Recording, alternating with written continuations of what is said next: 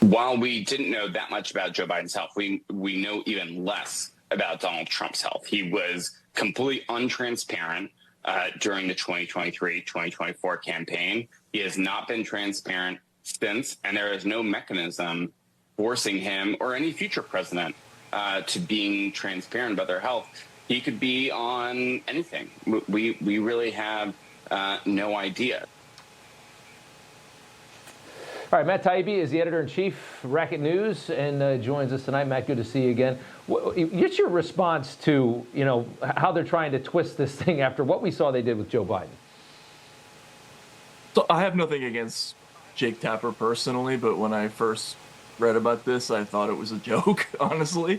The WMD scandal is currently considered to be the largest journalistic scandal of our time.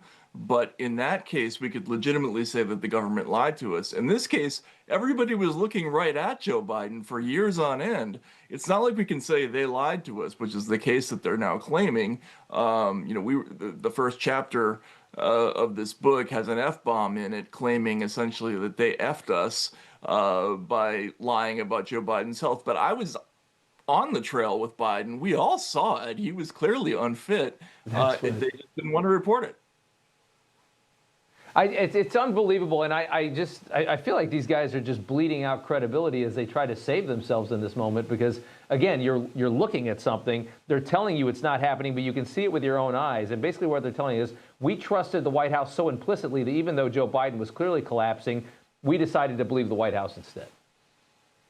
Yeah, and you have to remember that whenever there's a campaign like this and there's a pile on by everybody in the mainstream press, there's usually a propagandistic motive behind it. And I think in this case, what it is they're admitting one thing, but it's leading people away from the more obvious questions, which is there's a very serious scandal in play if Joe Biden was not competent from the beginning of his presidency. Who was signing all those documents? Who was making all those decisions?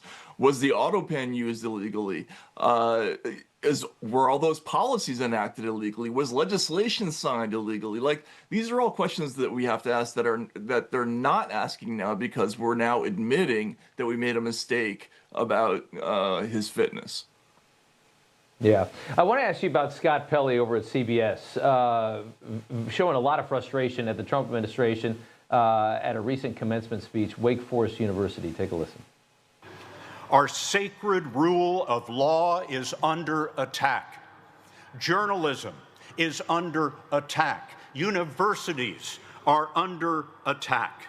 Freedom of speech is under attack. And insidious fear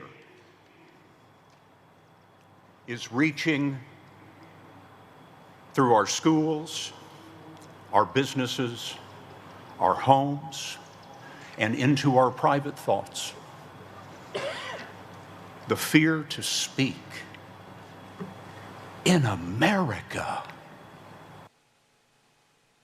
I mean, that is so laughable after what we just went through the last 4 years with the previous administration, and what they did, the censorship regime that we just went through.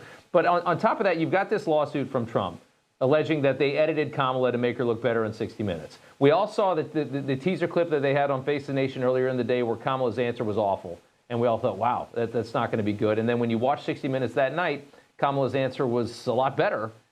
Is there any question at all that they really edited it in a way to improve her answer on one of the more important questions she took just weeks before the election, in your mind? No, I don't think there's any question. I think that was obvious at the time. I think it made 60 Minutes look bad. It made CBS look bad. And, what Scott Pelley is really complaining about is the loss of public trust in the institution of the mainstream press. But that's not the fault of audiences, and it's not the fault of Donald Trump. It's the fault of the media. Trust is an organic, living thing. And when you lie to audiences and they catch you, you lose trust. That's how it works. The media is a trust business, and they're just failing at it. That's all. It's something that Pelley can at least admit that the way that 60 Minutes handled the story, that they made a mistake. You can complain about the lawsuit. You can complain about Redstone wanting to settle it. You can complain about a lot of things. But if you don't at least say that, hey, that was a bad moment for us and we did make a mistake there, you have no credibility, yelling and screaming at Wake Forest in this moment. I just can't see it that way. Matt Taibbi, good to see you. Thanks so much. Thanks so much for having me. Everybody's reporting the same stories, the same spin. You turn the channel, it's always the same. But not us. We're different. We report the real news. No spin, just the facts. Turn to us, and you won't turn back. Tune in to Rob Schmitt tonight on Newsmax.